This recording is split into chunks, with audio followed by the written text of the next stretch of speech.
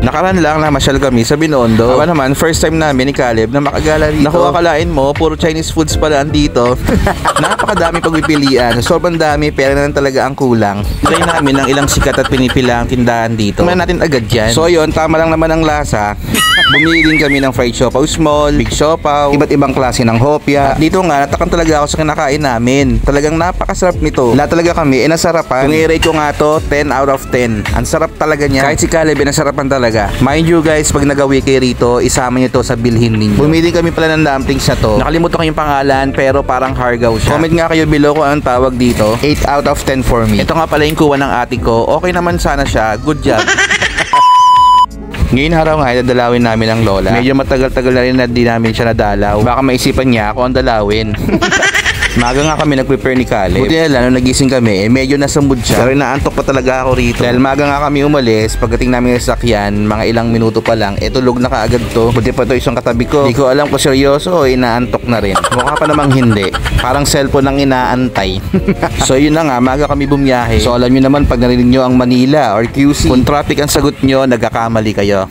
So yun na nga, dahil maga kami umalis, hindi na kami nakapag-prepare ng babaunin. Nag-drive-thru na lang nga muna kami. So yun na nga, uminto na lang muna kami at medyo matagal lutuin ng manok. Medyo madali lang naman, kaya inintay na lang namin para sure na bagong luto. After nga niyan, ilang minuto lang ay nakarating na kami sa Loma. Masaya na naman ako at madalo na naman namin ang lola. Comment below nga kayo dyan kung makalola rin kayo. Masarap talaga sa pakiramdam na nadalaw mo ang parents mo sa ibang dahilan nga lang. Dahil ko na sila makakausap o maayak. Kaya kayo sa mga buhay pa ang magulang dyan, kung nakabukod man kayo sa kanila at may pamilya na kayo, pilitin nyo makita at madalaw sila ng madalas. Paramdam nyo na mahal nyo sila at pakita ninyo na nandiyan kayo lagi sa kanila. Iba rin kasi ang saya pag nakita nila na nandyan tayo lagi sa kanila. Alam ko yung iba dyan sa panahon ngayon, sa sobrang busy na tayo sa ating pamilya at may kanya-kanya ng mga problema, nakakalimutan na rin natin ng mga magulang natin. Tandaan natin na habang tumatanda tayo ay mas tumatanda na rin sila. Ano pa magagawa ng iyak mo kung wala na rin naman sila? Kaya kung napanood mo to, pumunta ka sa magulang mo at yakapin mo sila ng mahigpit. Tama na ang drama. At dahil wala lang almusal ang lahat, dito na rin kami kumain. After nga dito, napagdesisyonan nga namin na dumiretso sa Binondo para naman makapamasyal man lang. Sobrang layas ko nga nung kabataan ko, itong Binondo lang ang di ko pa nata napuntahan sa Maynila. Sa kanilang lahat, kami na lang ata ni Caleb ang di nakarating dito. Habang binabaybingan namin ng kalsada at naghanap kami ng mapaparkingan, ay natuwa ako sa simbahan ng Binondo. Napaka-nostalgic ng datingan. Shout nga pala kay ate, napakamahal ng parking fee nyo.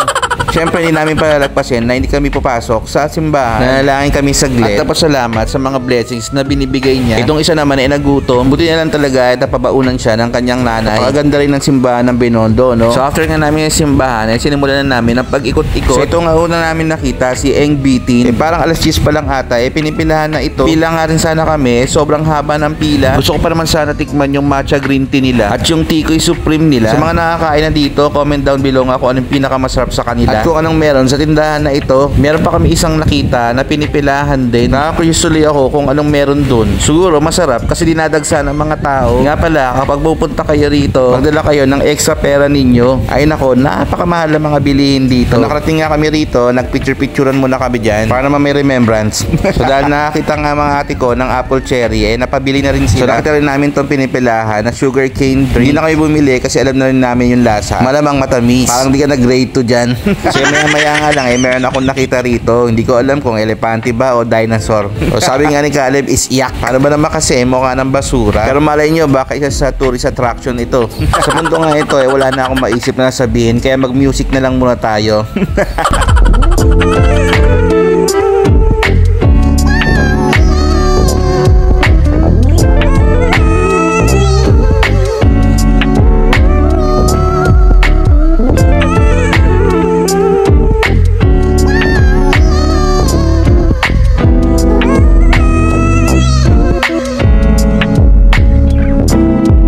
So ito na nga, pupunta sana kami dito sa Salazar. Isa sa pinakamabentang store dito sa Binondo. Bibili sana kami kaso punong-puno sa loob. Paano ba naman guys, sobrang sarap din daw talaga to. Maaga pa lang yan guys ha. What more pa kaya kung hapon, sobrang dami nang bumili sa kanila. So yun na nga, hindi na kami pumasok. So yun na nga, naubusan na naman ako ng sabihin. Enjoy nyo lang muna yung background music.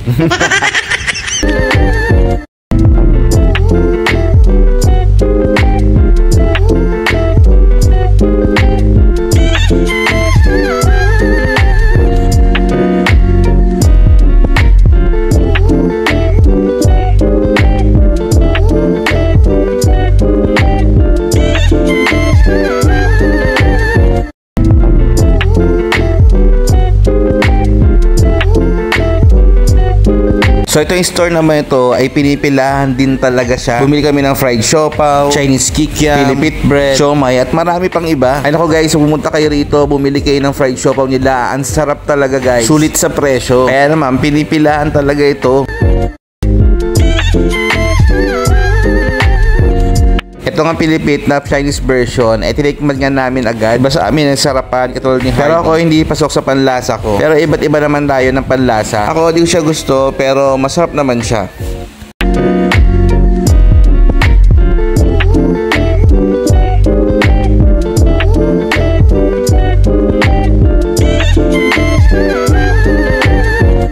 And last, dito kami bumili ng malaking siopaw. Kung mahilig ka siopaw, dito ka pumunta. Masarap nga rin pala rito, iba't ibang klase nila na hopya. Ay nako guys, grabe yung kanilang siopaw dito. Bukod sa malaki na, sobrang sarap din naman talaga.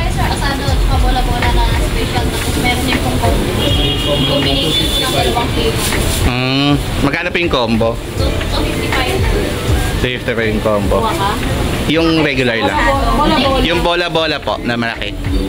235.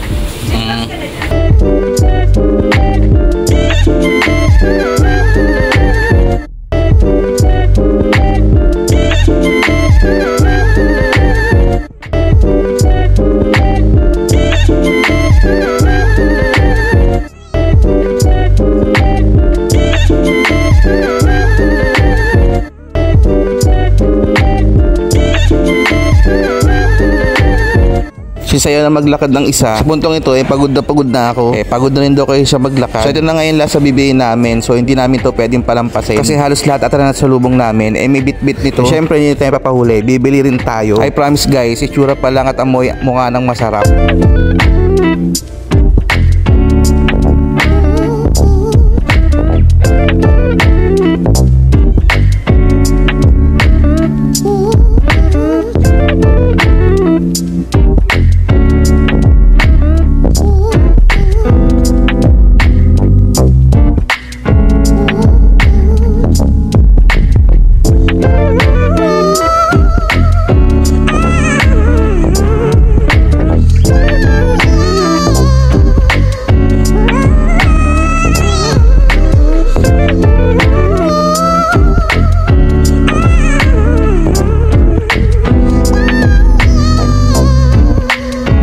After nga yan ay pinagpatuloy namin ang pagmumukbang sa sasakyan. Meron nga kami nabili rito, napakaliit lang niya pero 70 pesos ang halaga. Pero kahit pa paano, panalo naman ang lasa.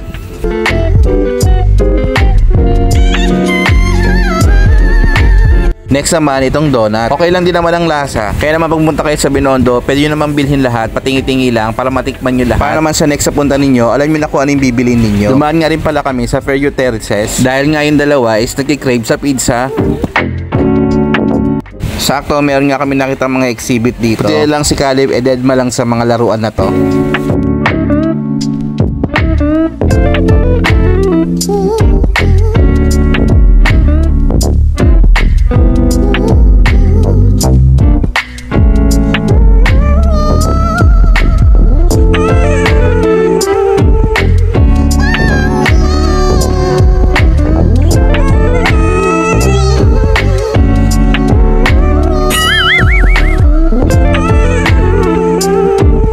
Finally, nakauwi na kami sa bahay. Dami rin pala namin natira. Syempre, dahil napagod tayo, ubusin natin to. So, paano ba yan guys? Hanggang dito na lang. Sana tapos nyo yung video. See you on my next vlog.